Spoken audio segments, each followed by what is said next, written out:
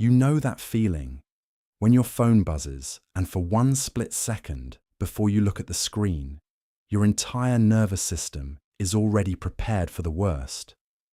Or when someone you care about seems slightly off, slightly quieter, slightly more distracted. And within minutes, your brain has written a complete narrative about what it means and why it's probably about you. Or when things are actually going well in a relationship, genuinely well. And instead of relaxing into it, you find yourself waiting for the moment it falls apart, bracing, because experience has taught you that good things don't stay.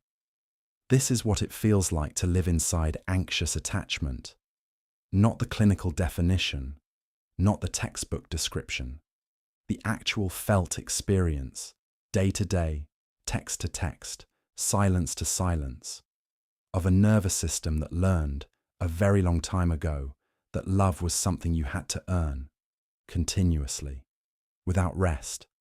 And here's the thing, almost nobody says about anxious attachment. It is not a character flaw. It is not neediness. It is not being too much. It is a wound that learned to look like a personality. In this video, we're going to go deeper than the signs and the symptoms.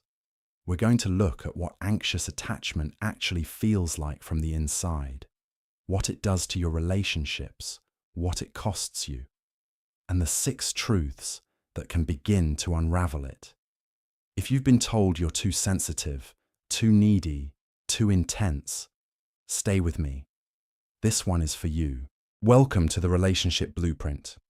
Every week, we go beneath the surface of relationships and give you the psychology and the tools to actually change. Subscribe if you're new, and let's get into this. Before we talk about healing, we need to understand the mechanism, because anxious attachment isn't random. It isn't mood-based. It runs on a specific loop, a predictable, repeating cycle that most anxiously attached people can't see because they're living inside it. Here's how the loop works. Phase 1. The scan. It begins with the scan. At all times, even in good relationships, even in calm moments, the anxiously attached nervous system is running a continuous threat detection program, monitoring for signs of withdrawal, analyzing tone, reading into pauses, a late reply, a different energy on the phone, a word that landed slightly wrong. None of these would register on the radar of a securely attached person. To the anxious nervous system, each one is data, potentially significant data, that immediately gets fed into the next phase. Here is what happens inside the anxious mind. Is something wrong? Did I do something? Why haven't they replied? They always reply faster than this. Something's changed. I can feel it. Here is what the partner experiences. They seem fine. They're just in a meeting. They have no idea this is happening. Hypervigilance was a survival skill. In an unpredictable childhood environment, scanning for emotional cues kept you safe. In an adult relationship with a safe partner, it creates threats where none exist. Phase 2. The story. The scan picks up a signal, real or imagined, and immediately the brain does what anxious brains do. It writes a story, a complete, detailed, emotionally vivid story about what the signal means. And the story is almost always the worst available version, not because the anxious person is dramatic, but because the nervous system's job is to prepare for the worst possible outcome, and it does that job extraordinarily well. They're pulling away. They're losing interest. They've realized something about me they don't like. This is how it ends. The story runs so fast and feels so real that by the time the partner resurfaces from their perfectly ordinary afternoon, the anxious person has already lived through the breakup. Inside the anxious mind. I know something is wrong. I can feel it. This is what happened last time. I always end up here. I should never have trusted this. What the partner experiences. I was in a meeting. I had a good day. I'm about to text them now. Phase 3. The protest. The story creates unbearable anxiety, and the only available relief, the only thing that will quiet the nervous system, is contact, reassurance, evidence that the story is wrong. So the protest behavior begins. Texting, calling, asking, "Are we okay?" for the third time today.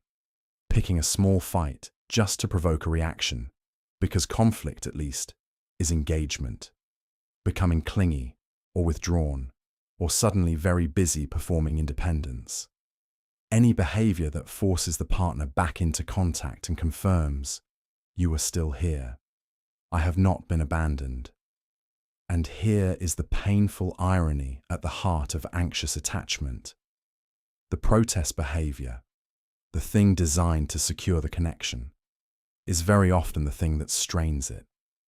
The partner feels crowded, or confused, or exhausted, and they pull back, which confirms the original fear. Inside the anxious mind, "I just need to know we're okay. Why won't they just tell me we're okay?" If they cared, they would just say it. What the partner experiences. They seem really anxious today. I feel like whatever I say won't be enough. I need a little space to breathe. Phase 4. The temporary relief and reset. The loop closes. Eventually, the reassurance comes. The partner texts back. They say, "I love you."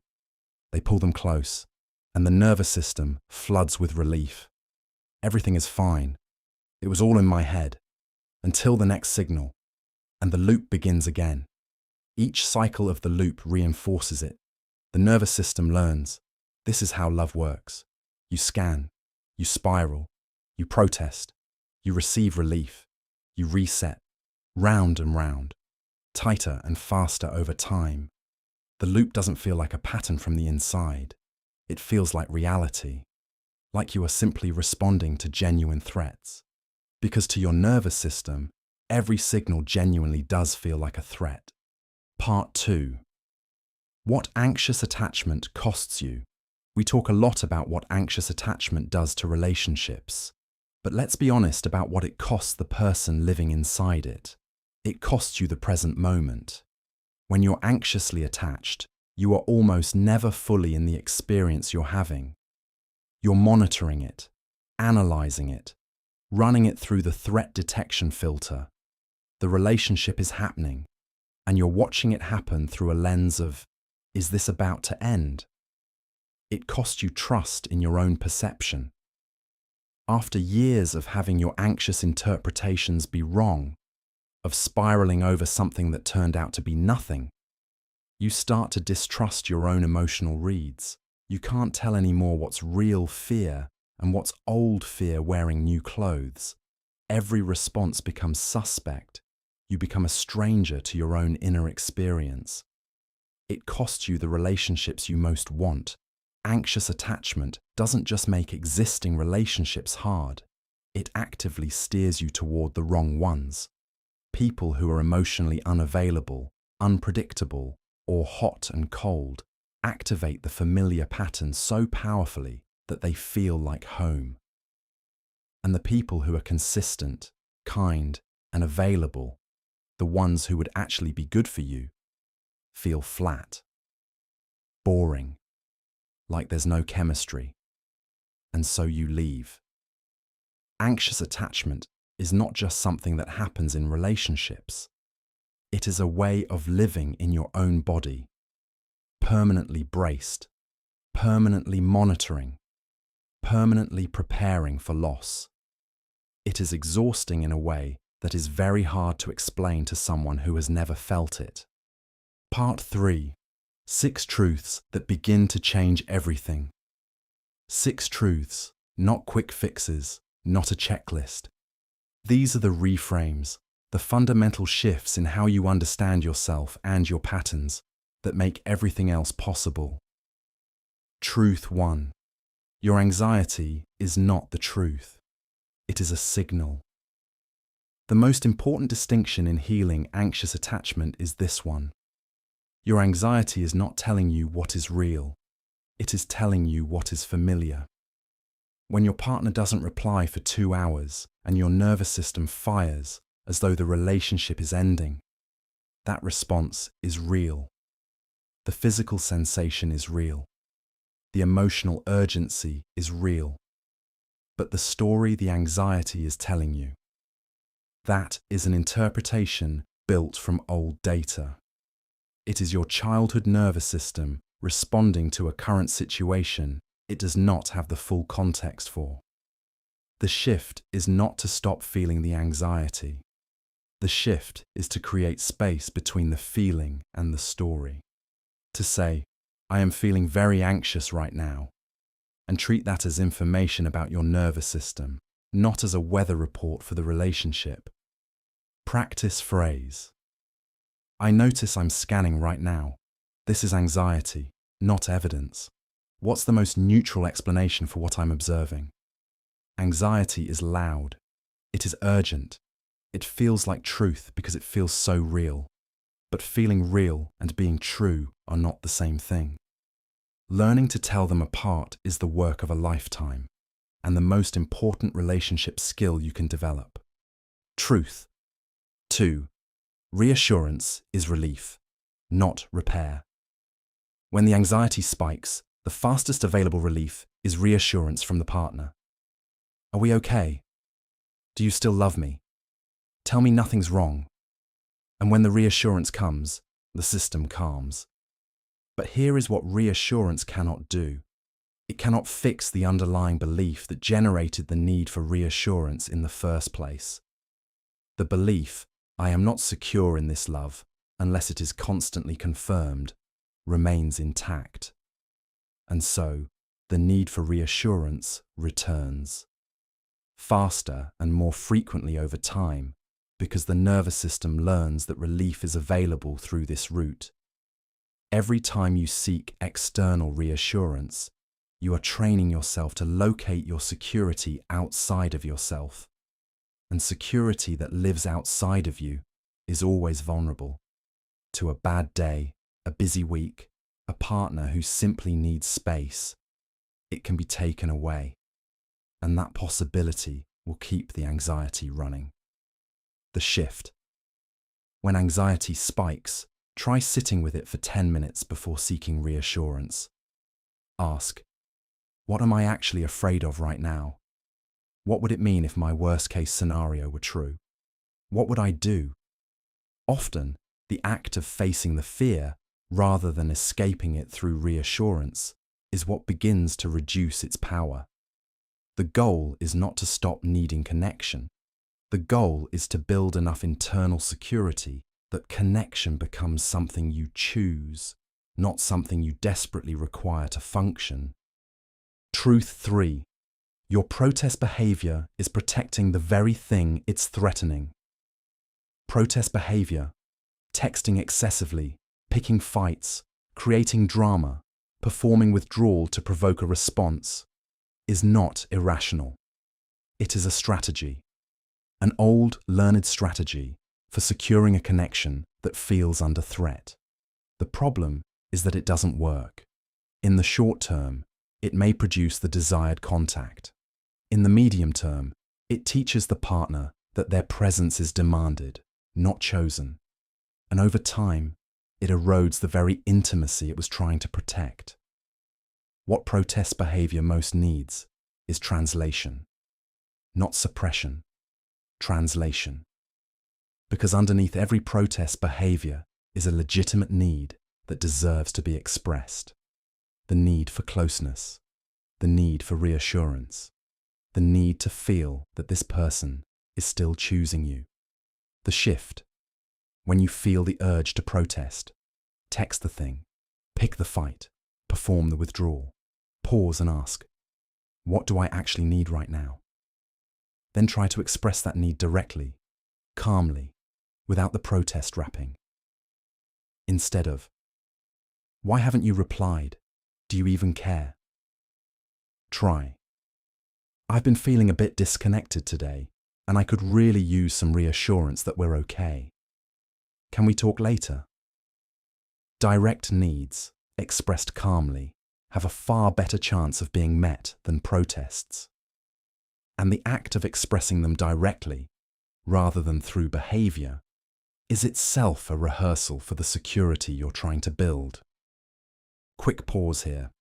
If you're deep in this content and recognizing yourself, not just in a casual, oh, that's interesting way, but in a, this is my entire relationship history way, that level of recognition is worth taking seriously. The patterns we're describing today are exactly what attachment-informed therapy is designed to address. BetterHelp connects you with a licensed therapist online, whenever works for you. It's linked in the description. 3 more truths, and the most important one is last. Truth 4. You're attracted to the very thing that keeps you anxious. This is the truth most people resist, but it is also the one that, once seen, changes everything. Anxiously attached, people are disproportionately attracted to avoidantly attached people. Not because of bad luck, not because all the good ones are taken, but because avoidant people, emotionally unpredictable, sometimes warm and sometimes distant, never quite fully available, activate the anxious attachment system at maximum intensity. The push-pull of the avoidant partner is neurologically indistinguishable from the inconsistent love the anxious person learned to chase in childhood. It feels like home. It feels like chemistry. It feels like the deepest connection they've ever experienced. And the consistent, available, secure person. They feel flat, too easy, like something is missing, because the anxious nervous system has learned to read anxiety as love and safety as absence of feeling. Inside the anxious mind, this person adores me and they're always there for me, and it just feels a bit boring, like there's no spark. What the partner experiences, I'm giving them everything they said they wanted. Why does it not seem to be enough? The shift. When you feel that electric pull towards someone, stop and ask, is this attraction or is this activation? Is my nervous system lighting up because this person is wonderful, or because they're recreating a dynamic I know very well? Sit with the question before you follow the feeling. The people who feel most electric to an anxious nervous system are often the ones most calibrated to reactivate old wounds. The people who feel too easy are often the ones who are actually safe. Learning to distinguish between the two is the work, and it is some of the most important work you will ever do. Truth 5. Healing is not about becoming less. It's about needing less to prove you're enough. Here is the fear that sits underneath anxious attachment. The real one. Underneath all the texts and the spirals and the protests. I am too much. And eventually, they will see that. And they will leave. This fear is not a premonition. It is a core belief, installed in early experiences of love that came with conditions. Love that disappeared when you needed too much. Love that had to be earned by being small enough, quiet enough, low maintenance enough. Love that felt fundamentally fragile. And so the work of healing anxious attachment is not, as many people assume, about learning to want less, to feel less, to need less. That path leads to numbness, not security. The work is learning to locate your worth internally, in a place that doesn't depend on whether someone replies within the hour, in a belief that says, I am enough. Not because someone has told me so today, but because I have done the work of knowing it for myself. The shift.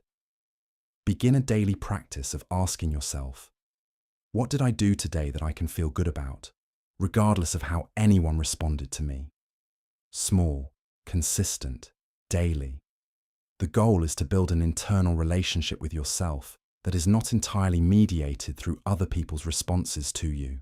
Security is not something another person can give you. They can support it, they can co-create it, but the foundation has to be built inside you first, in therapy, in self-practice, in the slow accumulation of evidence that you can be alone and be okay. Truth 6. Earned security is real, and it is available to you. The most important thing I want you to take from this video: attachment styles are not fixed. They are not your destiny. The research is clear. Earned secure attachment, the development of a secure attachment style through intentional work and corrective experience, is not just possible. It is common. It happens every day, in therapy rooms and in relationships, and in the quiet practice of choosing yourself differently than you have before. Earned security looks like this. You still feel the pull of the old anxiety, but you have enough internal ground beneath you that you don't have to follow it. You can feel the fear and stay. You can feel the pull to protest and choose to speak instead. You can feel the flatness of safety and stay curious about it long enough to let it become comfort. It is not a switch. It is not a moment. It is a direction. And every choice that moves you toward it, every time you catch the spiral before it runs, every time you express a need directly instead of through behavior, every time you let someone's consistent presence update your old belief about love, it is a step in that direction. You do not have to earn love. You never did. The world just forgot to tell you that early enough. And it is never, never too late to learn it. The Anxious Attachment Toolkit. 5 practical tools, not to cure anxious attachment, but to interrupt the loop while the deeper work happens. Tool 1. The 20-minute rule. When anxiety spikes, when the urge to text, check, or protest is overwhelming, set a timer for 20 minutes and do something physically engaging. Walk, clean, exercise, breath work. The anxious nervous system needs physiological regulation, not more thinking. In 20 minutes, the cortisol spike will have dropped enough for your prefrontal cortex to come back online. Then decide whether the action is still necessary. Tool 2. The narrative audit. When the story starts, they're pulling away, something's wrong, this is going to end. Write it down. Literally, write it down. Then write 3 alternative, equally plausible stories. They're tired. They had a hard day. They're in flow with something and haven't checked their phone. The act of generating alternatives interrupts the brain's monopoly on worst-case narrative. Tool 3. The need translation. Every time you feel a protest behavior rising, catch it and translate it. What do I actually need right now? Then express that need directly. Start small. 1 direct expression of a genuine need per week. Build the muscle. Directness, practiced consistently, is one of the fastest routes to relational security. Tool 4. The consistency log. Anxious attachment tends to weight negative data, missed replies, moments of distance, far more heavily than positive data. Counter this deliberately by keeping a log of consistency. Every time your partner shows up, replies warmly, follows through. Not to perform gratitude, to train your nervous system to notice and register the evidence that is already there. Tool 5. The secure base practice. Find one relationship, a friend, a therapist, a sibling, where consistency is reliable and safe. Invest in that relationship. Let yourself be shown, repeatedly, that consistent care exists. The nervous system updates through experience, not insight. Repeated exposure to safe connection is the most powerful intervention available. Where do you feel you are in the anxious attachment loop right now? Scanning, story, protest, or relief? Drop it in the comments. No judgment, just a community of people doing the same work at different points along the same road. If this video helped you feel seen, share it with someone who has spent their whole life being told they're too much, with a partner who wants to understand what their person is actually experiencing, with anyone who has needed language for something they've been carrying without words. For deeper context, our video on all 4 attachment styles gives you the full picture, and the one on why you keep attracting the wrong people goes even deeper into the pattern matching we talked about today. Both are in the cards above. Subscribe to the Relationship Blueprint. New video every week. You are not too much. You have never been too much. You are someone whose capacity for love was shaped by experiences that didn't deserve it. That's not a life sentence. That's a starting point. I'll see you next week.